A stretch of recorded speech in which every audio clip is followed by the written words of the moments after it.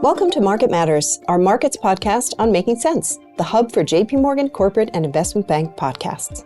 In each episode of Market Matters, we discuss the latest news and trends shaping markets today. Hi, I'm Eloise Goulder, head of the Data Assets and Alpha Group here at JP Morgan. Today, I'm really excited to be joined by Jamie Wise, who is founder, president, and CEO of hedge fund Periscope Capital and Buzz Holdings ULC.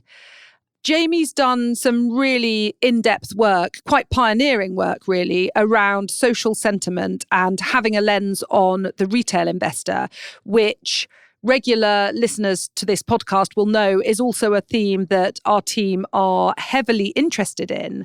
So, Jamie, thank you so much for being here today. Thank you for having me. It's great to be here. So, could you start by setting the scene and introducing yourself and your firm and what you do and what you really stand for? Sure, thanks. So my name is Jamie Wise. I'm the founder and CEO of Periscope Capital, which is a Toronto-based hedge fund. Generally speaking, we have a background in equity derivatives and look for arbitrage and arbitrage-like strategies. So we invest across a range of different strategies, traditional arb strategies, some more nuanced, and obviously have a deep interest in natural language processing and what we can glean from whether you call it sentiment or other insights from conversations regarding stocks. So I began my career actually 25 years ago. I'm dating myself here in New York City, where we're sitting today, at Citibank. And I ended up running their Canadian equity derivatives trading business, which was a general business. And we focused on index arbitrage strategies, index options, single stock options, Delta One strategies, really the gamut. And from there, I moved back to my native Toronto and spent 5 years working for Bank of Montreal, where I ran a host of trading strategies on their proprietary trading desk. I started Periscope Capital in 2009, and we've been at it ever since, deploying to a range of arbitrage-like strategies, beginning with a unique closed-end fund arbitrage strategy that was focused on the Canadian closed-end fund market segment, which was an arb strategy that existed then that doesn't today. And I think that'll be a theme of what we talk about a little today. Strategies come and go.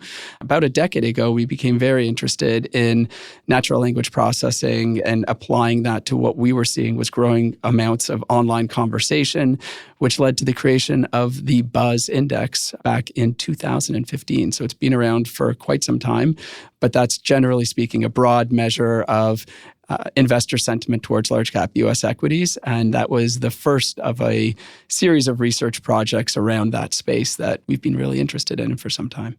Brilliant. You've mentioned the broad range of strategies that you have experience in over the past, a lot within the equity derivative space and perhaps the more fundamental-based ARB space. So how do you think about marrying all of those strategies with your more NLP-based social sentiment strategies? Do you think of them as completely distinct and just two different sets of workflow, or are they interrelated in some way? I think they are distinct. The one thing that might connect all the varying strategies that we think about is just our natural thirst for research and interest in arbitrage strategies. With an arbitrage background, especially in Canadian markets, where the depth of some of those markets is less than what you would see elsewhere in the world, it almost forces you to constantly reevaluate your strategy and think about new strategies. So I think part of my natural curiosity and the way I think about things has always been looking for those types of opportunities, thinking about what might be coming in a Canadian sense. I am Canadian, so we'll use the hockey analogy, where the puck is going as opposed to where the puck is today. That's so interesting. Thank you. And I guess in following the next theme, you must also be looking for the next set of data and following where data sets are available. You mentioned earlier that you were noticing reams of social media text. And ultimately, there must have been an opportunity for you to dive into that and leverage that data. Yeah, oftentimes when you start thinking about a new strategy, you don't know where it's going to take you. And I feel we need to be open-minded to that and just start doing the work to see where it goes. And that's really the approach we took with understanding social media data and understanding, is it sentiment or is it something different? When we first started our research into this a decade ago, we thought to ourselves, there's lots of people talking about stocks and leaving a digital trail about doing that.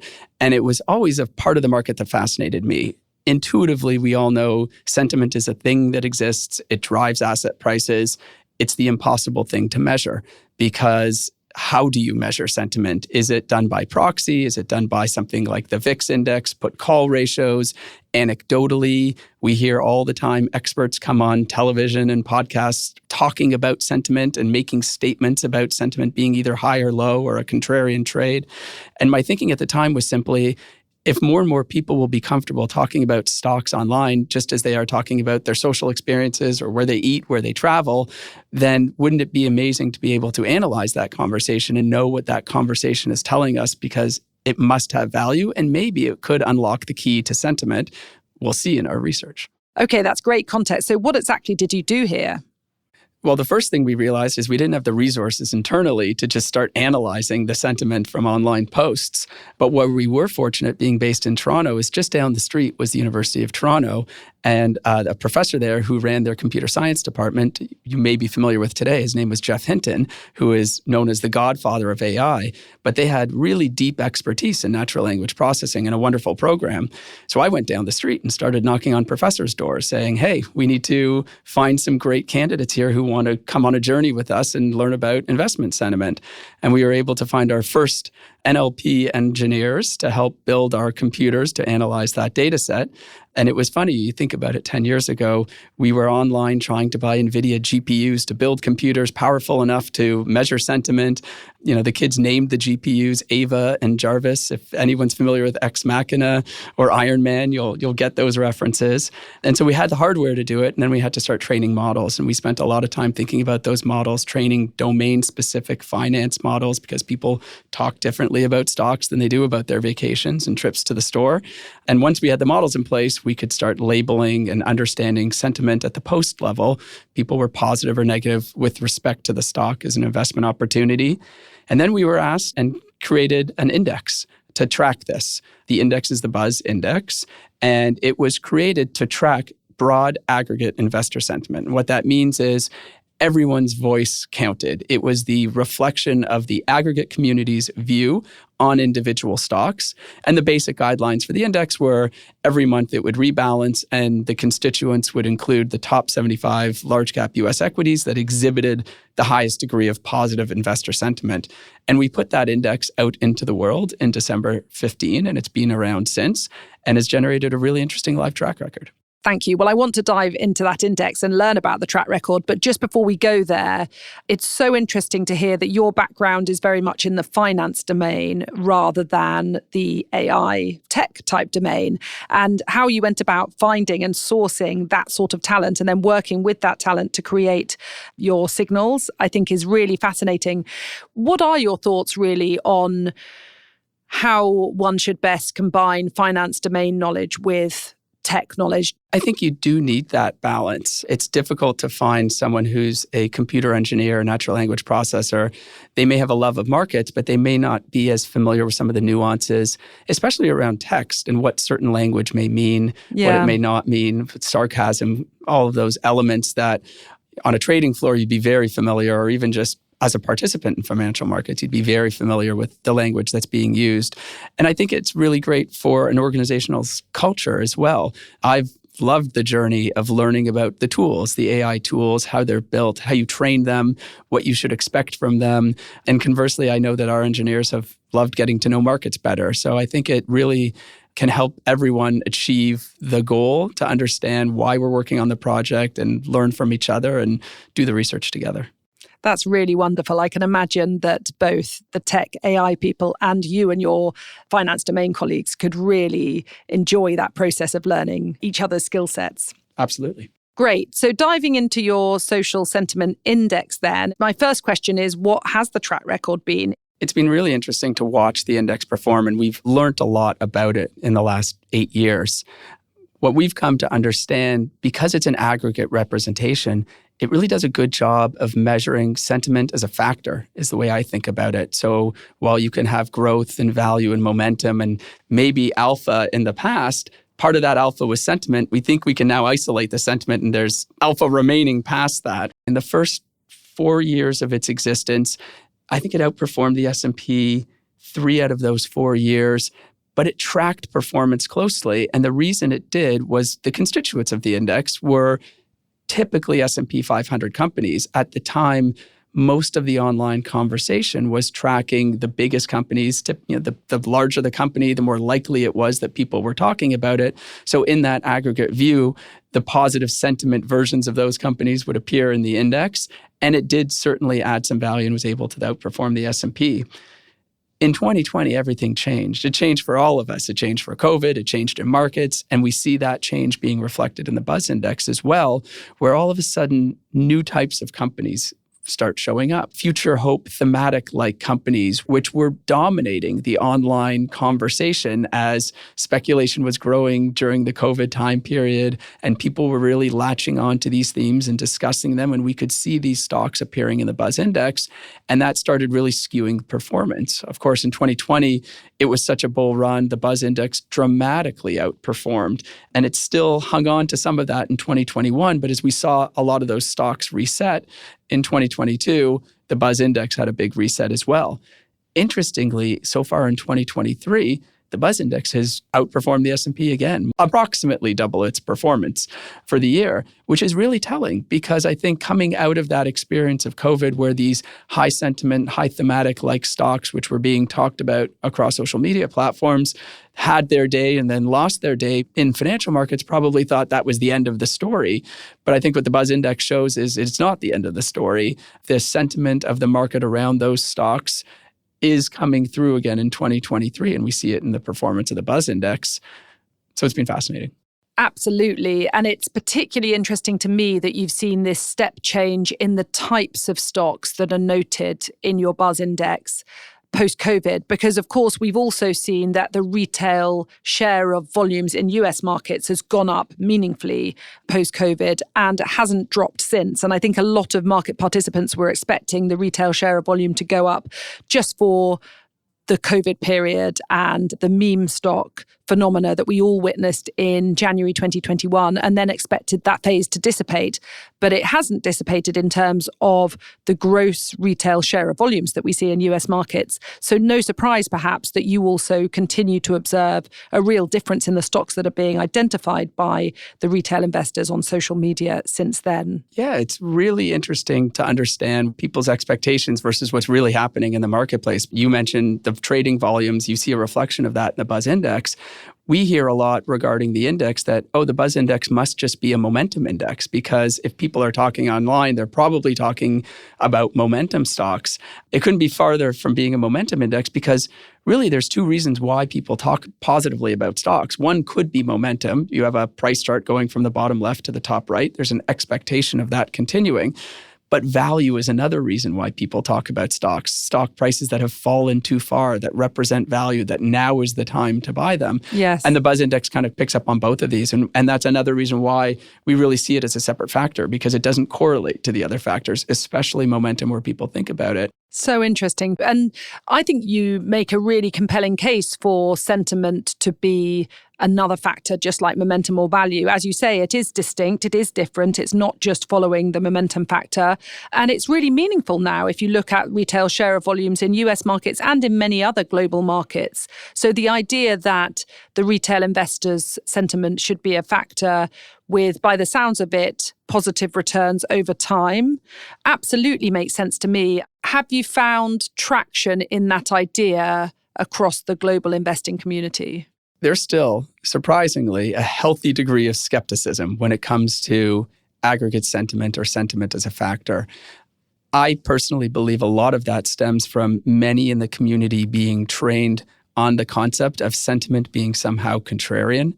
It seems to be accepted as fact with no data or proof behind that, which is part of the reason we began this research journey 10 years ago to validate that claim or refute it.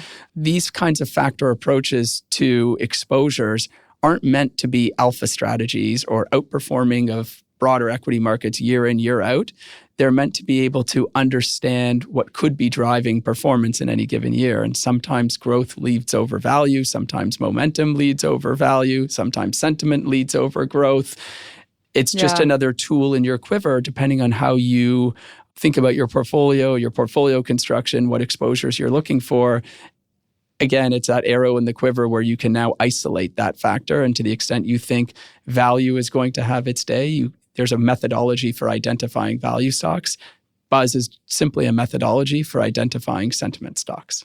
It makes sense. And I guess, to state the obvious, really, one of the big drawbacks of the sentiment factor, which presumably is one of the drivers of the skepticism that you note there, is just the fact that we don't have a lot of history, that social media platforms themselves are relatively new in the grand scheme of financial markets.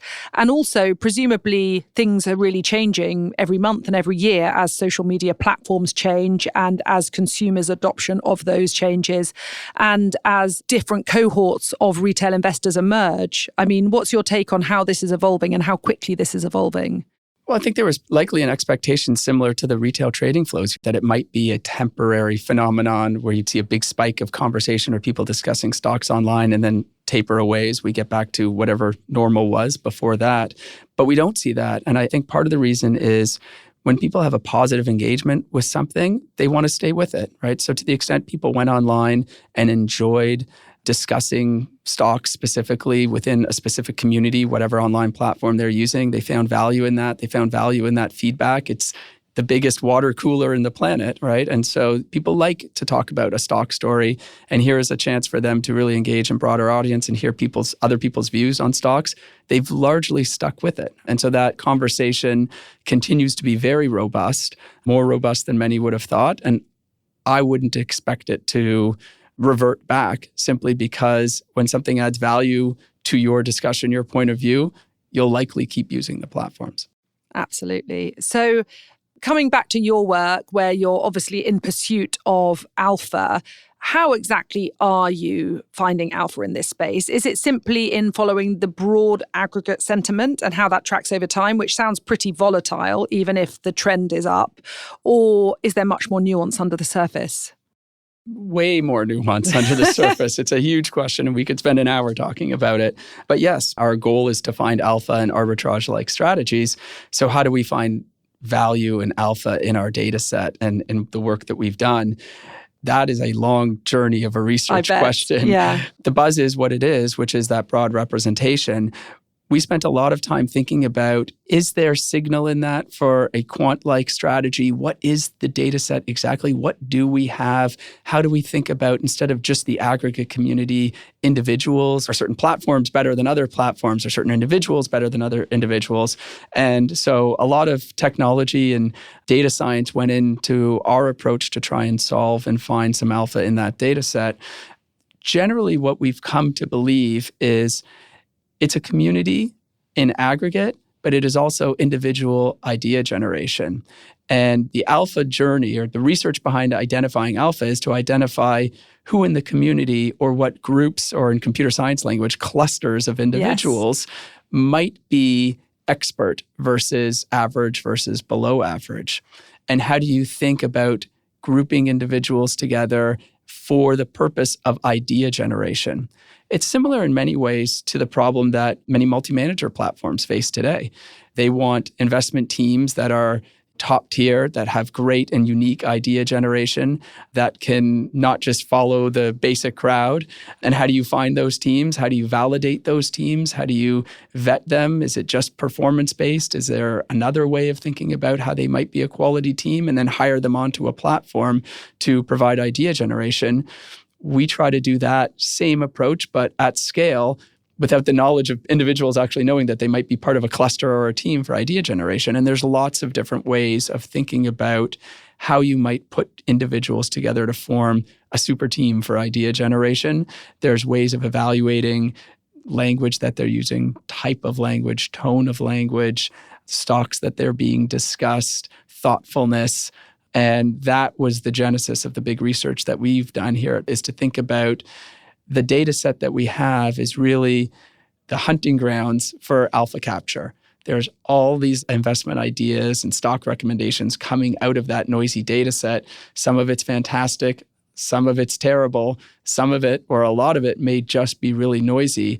How do we really find the great ideas from the right groups of people from that data set? That's all the research that led to a process that we call Periscope Fusion, which is separate from just the broad aggregate buzz measure. So interesting. Thank you for providing all of that detail. And presumably there's an alpha signal in both the great performers and also the weak performers, to the extent that some cohorts are consistently wrong. Do you also find alpha in reverting, really, the weaker performers? That's a great question. I love that question. And we have thought about that and studied it at length. Yes, there are some very poor quality teams, we'll call them, who don't give good idea generation, or it may be consistently wrong. In theory, a concept or a trade could be to always fade or short those recommendations. But when we think of what we're doing in Fusion, which is trying to create a best-in-class virtual multi-manager platform, and you think of some of those great platforms that exist today in hedge fund land, do those platforms really go out and try and find the worst investors they can, hiring them under the guise of giving us good investment recommendations and then fading them and shorting them? I'd offer the answer is probably not. And so I don't know that you can count on someone being a consistent poor performer forever, and nor would I want to offer to investors that the best trade advice is to do something opposite of what someone's suggesting.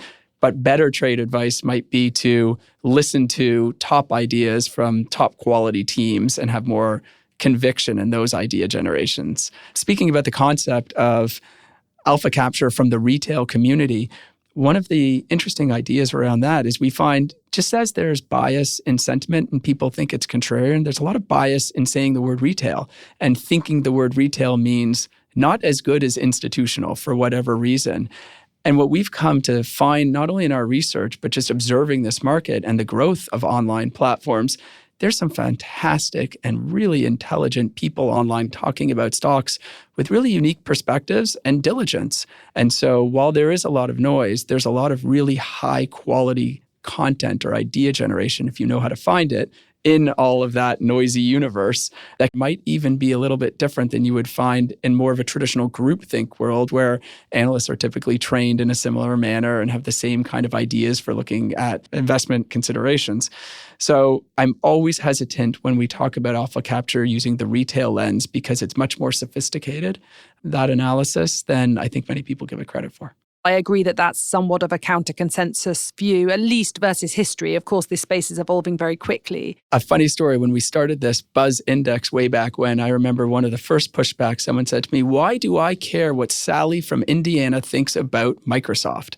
And I said, you should care, because Sally may be the greatest research analyst you've never met simply because she's in Indiana and not sitting here in New York. Absolutely. And when you think about the data and the content and the intel that these people have access to, well, first of all, isn't it more widely dispersed? Because, of course, these people are in different geographical locations and perhaps focusing in different industries or with edge in different sectors, depending on what they're doing in the rest of their time.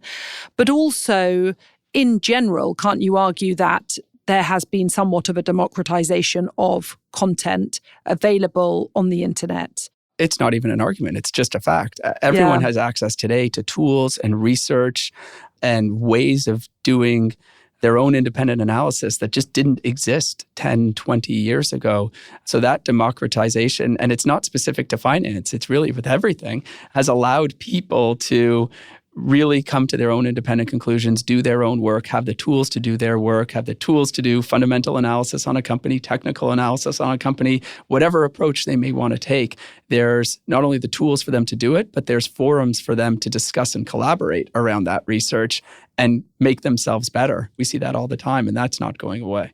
No, but I guess is one challenge that the space is evolving so rapidly that if you want to backtest a strategy in a traditional quant sense, things are just changing too fast. For example, Sally from Indiana might be much more informed today, presumably is much more informed today than she was 5 years ago. So how do you analyze that alpha signal, given that the history has changed so rapidly? A great question, and it's very difficult because you can't backtest the signal or you can't backtest Sally, because you're right, she is different. 10 years ago, the amount of data, the amount of conversation was much less than today, let alone 20 years ago where it didn't even exist. Yeah. So you can't go and just say the kind of conversation happening today, 5 years ago, 10 years ago is all the same, and we can apply the same analytical approach or research approach to sort of source alpha from it or have conviction around an idea generated from it because it was just so different. So you really have to believe into the context or the approach, which is, do we believe that there are some really high quality individuals out in the world discussing stocks and offering really good investment recommendations or investment ideas that you could consider within your portfolio? Yes. Do you have the ability to identify them? That is the big trick, or the most difficult part, because the data set is so big and there's so much noise within it. What is the process for identifying outperformers? And you have to really believe that you have a process for identifying and selecting these clusters, teams of individuals for idea generation that are above average performers. Yes, and I love the point you made that the retail investor shouldn't be thought of as one homogenous group at all. In fact, there are so many different cohorts, different ages, different geographical regions, different wealth profiles, some of them much more professional, perhaps in finance than we may think. So all of these different cohorts, or as you put it in data science language, clusters, it's such a great point. Yeah, it's completely unfair to group everyone together, whether it's retail investors or any other large group of individuals. There's always more to it and always another layer to peel back. Great. So I guess on the one hand, we both agree, and it's pretty clear, as you say, that the retail investor is getting smarter, has much more access to content and data and intelligence and the ability to collaborate and communicate about that online. So I think that's very loud and clear. But I guess the other trend that's happening at the same time, which presumably is not such a helpful trend for you, is the fact that this space is becoming widely used among the professional investing community. And there are more and more data scientists looking into this data and trying to find alpha signals in this space. And therefore, is there a risk that all of these arbitrage opportunities you refer to are crowded out? It has been a much more competitive space. There's no question about that. A decade ago, when we started building natural language processing models and training them with our own domain-specific training sets and making sure that they could really accurately identify finance-related sentiment or investment ideas from finance-related posts, that was a real competitive advantage for Periscope Capital 10 years ago. It allowed for us to create the Buzz Index because we had confidence that we could measure post by post sentiment at the individual stock level, where that wasn't widely available at the time.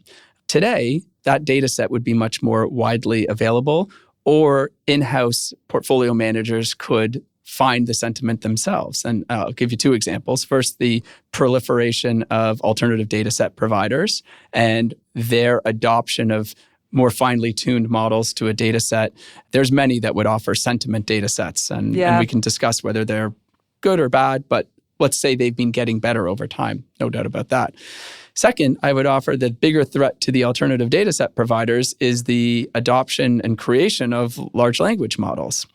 It is amazing when we have tested using these new LLMs, and there's many of them, but if you ask an LLM to provide the investment sentiment or the investment perspective from an individual post, it gets it right.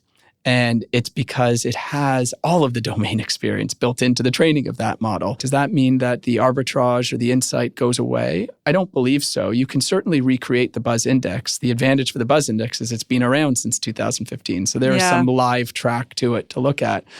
But now I look at the data set or all the labeled data in data science terms of all of these millions and millions of posts as a commoditized area of the market. But that doesn't mean that it takes away the ability to find alpha from that data set. To me, it's almost like looking at a Bloomberg terminal. We all have access to a Bloomberg terminal and everything it brings, which is stock price history and price analysis, fundamental analysis, this massive amount of information from which some managers are able to extract alpha and idea generation and others are not. And now you can include in that sentiment data or social data or retail data, but then really what to do with it is how you're going to harvest alpha from the strategy. We've spent many years thinking about how to do that. Some will use it as signals in short-term quant trading strategies. Some will think about it from a more fundamental perspective. There's lots of use cases for the data set. It can be applied in different ways, no different than price history on a stock or a commodity. So the challenge for a manager today isn't access to the data. That was 10 years ago challenge. Yeah. Today's challenge for a manager is what to do with the data, how to group it, how to harvest ideas from it, how to do the alpha capture problem effectively and generate alpha through that process. Thank you. That's so interesting. So I guess your point is, while the data set is now quite readily and easily available, it is huge. And therefore, the amount of different things you can do with that data, the amount of different insights and signals over different durations is still so vast that some investors will be able to successfully find alpha while others may not. Yes, no surprise. There's no magic answer in this data that's going to lead to permanent alpha forever. And there never is in any data set. So it is a unique data set. Its uniqueness has become more commoditized, but it's a data set that didn't exist 10 years ago, and now up to the investment community to do something interesting with it if they can. Yeah, makes sense. So can we come to today then? What does your sentiment analysis, whether it's the buzz sentiment or all of your fusion work looking at individual clusters and contributors, what does that all tell you about market sentiment today? Well, very interesting from a buzz perspective that we are in a market environment once again, well suited to having sentiment insights. So the sentiment insights and the types of stocks that are being most talked about by the most number of people in a positive way seem to be leading our market in the face of many that wouldn't have expected that, especially as we've gone from an interest rate environment shift of 0 to 5% and all of the challenges that presents and all of the challenges that should present to certain types of companies. The stock market is looking through that, or the sentiment part of the stock market is looking through that, and people are constructive and bullish. So an interesting signal there. So we've spoken about all of the insights and the alphas in this space, and it's such a positive, exciting space, I think. What about challenges? I mean, what would you say the headwinds really are for seeking alpha in this space? Well, one of the headwinds is finding the data in the first place and gaining access to it. I would say, broadly speaking, there's probably fewer platforms that have scale of people talking about stocks from an investing perspective than people might think, right? There's only a few platforms that really drive most of the conversation. Getting access to the data from that platform can be challenging depending on how long you've been in the space. Of course, many platforms are undergoing change themselves and reevaluating their own strategies for their user community and engagement, which will have an effect ultimately on people's access to that data. So that might be a challenge, especially if you're coming new to a space and don't have existing relationships. And when you're leveraging these platforms, are you really doing it for US equities, or are you gleaning insights from other equities as well? So it'd be wonderful to say that everywhere around the world, people congregate online and discuss stocks of their local markets and really engage with one another in that regard. But what we find is the truth isn't quite like that. I'm Canadian by way of example, and Canadians just have a very different risk tolerance and cultural bias towards stocks in the stock market than Americans do. Americans seem to love to talk about stocks at the dinner table, at the water cooler, and of course on online platforms, where Canadians just don't do that as much. You see that probably in retail flows, especially in options-related retail flows, which are huge in the United States and next to nothing in Canada. So the amount of conversation online really seems to be a cultural phenomenon. Europe is very similar to Canada. You're from the UK. Sorry to say you're very much like Canadians in that regard. There's not a ton of conversation, and I would say the same for Germany and France and those other local markets. Interestingly enough, China would probably be the second biggest in terms of individuals congregating online to discuss their outlook for equities and individual equities. But that requires a whole different type of natural language type model and understanding of the local markets, and it's not a focus for us. That's really helpful. Thank you. And actually, on the European retail investor, it's worth noting that we recorded a podcast on this topic a few weeks ago. It was with Chris Andrew, who's really our market structure expert in this space. We see a share of volumes from the retail investor so much lower in Europe than in the US. Having said that, there are spaces or pockets of outliers. So we find the retail investor in Italy is more dominant than the UK. The retail investor in small and mid caps in the UK, including trading names in the FTSE 250, more active than for the FTSE 100. So there are little pockets we seem to find in Europe where the retail investor is more dominant. And also we find that the retail investor is slowly but surely growing in presence in pockets of Europe, presumably catalysed by many of the same forces that we've discussed already. Well, we'll look forward to the tipping point where that conversation extends into the online sphere and we can find some interesting insights from the local stocks that they may be discussing, which would be different than the domestic US equities that we hear most about. Yeah. So before we close, can we just take a step back and think about the industry at large? We've obviously witnessed enormous change in the 5 or 10 years since you launched the Buzz Index. We've discussed the fact that access to content, access to information, to data, to tools, to models is so much easier today. So Jamie, what's your take on how this industry evolves from here? Amazingly, well, I thought we were on a pretty steep curve over the last 10 years. The advent of the large language models, the ChatGPTs of the world, has steepened that curve. Things are going to change quicker, I think, than people expect. They're amazingly useful tools. They have many different applications within finance, let alone outside of finance. I would be surprised if you're not already considering how to incorporate insights or that tool into your process, whether it be a traditional research process, a data-driven process, an investment process. You absolutely have to be considering that. It's something I'm frankly quite excited about, right? But yes, I would say lots of change will happen, continued change, faster rates of change, because technology isn't slowing down. It's only accelerating, and its use cases are also accelerating. Yeah, then as you said earlier, I think you can never rest on your laurels with an alpha signal, sit on an alpha signal and assume it will be durable over the longer term. As all of these things evolve, presumably you'll need to refine the data and the processes you really use. We have that conversation a lot with investors. I agree. And I always use the analogy of an app on your phone, right? You know, if you look at any app on your phone, it's version 12.1.2, but you've had it and used it for many years, right? And so that's the concept of evolving investment strategies. A strategy or an alpha signal starts in one way and then evolves over time, and you peel back another layer and release a new app version because there's a new insight to be had or a new tool that can reflect some new insight. It makes looking back on these strategies, as we discussed earlier, difficult to do because it's hard to compare version 12 of your app to version 1. It's so much more superior and functional and has much more insight and utility. And that's something that we sort of are trained to want to do in finance is, well, let's look back at how this did in steady state over the last decade. And it doesn't work like that in practice. Yeah.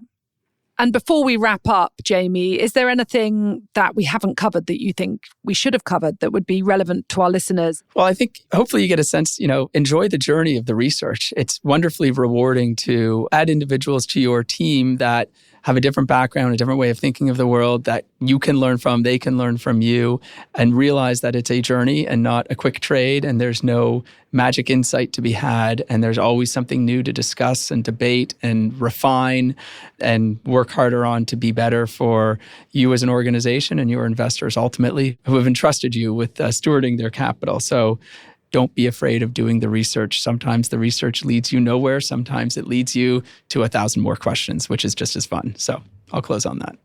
Well, thank you so much, Jamie. This has been such a fascinating discussion. Thank you for being so honest and detailed, really, about how you're going about sourcing alpha from social sentiment. It's really amazing to hear directly from you as a pioneer, really, in this space with the Buzz Index. So thank you very much, Jamie. Thank you for having me. It's been a pleasure. Thank you also to our listeners for tuning in to this bi-weekly podcast from our group. If you'd like to learn more about Jamie's work and Periscope Capital, please do take a look at their website, which will be in the show notes. Otherwise, if you have feedback or questions, then please do go to our website at jpmorgan.com/market-data-intelligence. And there you can send us a message via the Contact Us form. And with that, we'll close. Thank you. Thanks for listening to Market Matters. If you've enjoyed this conversation, we hope you'll review, rate, and subscribe to JP Morgan's Making Sense to stay on top of the latest industry news and trends. Available on Apple Podcasts, Spotify, Google Podcasts, and YouTube.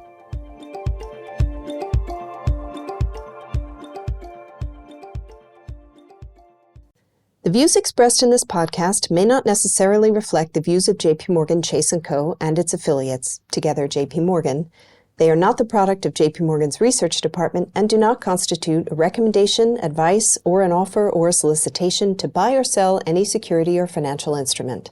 This podcast is intended for institutional and professional investors only and is not intended for retail investor use. It is provided for information purposes only. Referenced products and services in this podcast may not be suitable for you and may not be available in all jurisdictions. JP Morgan may make markets and trade as principal in securities and other asset classes and financial products that may have been discussed. For additional disclaimers and regulatory disclosures, please visit www.jpmorgan.com/disclosures/sales and trading disclaimer. For the avoidance of doubt, opinions expressed by any external speakers are the personal views of those speakers and do not represent the views of JP Morgan.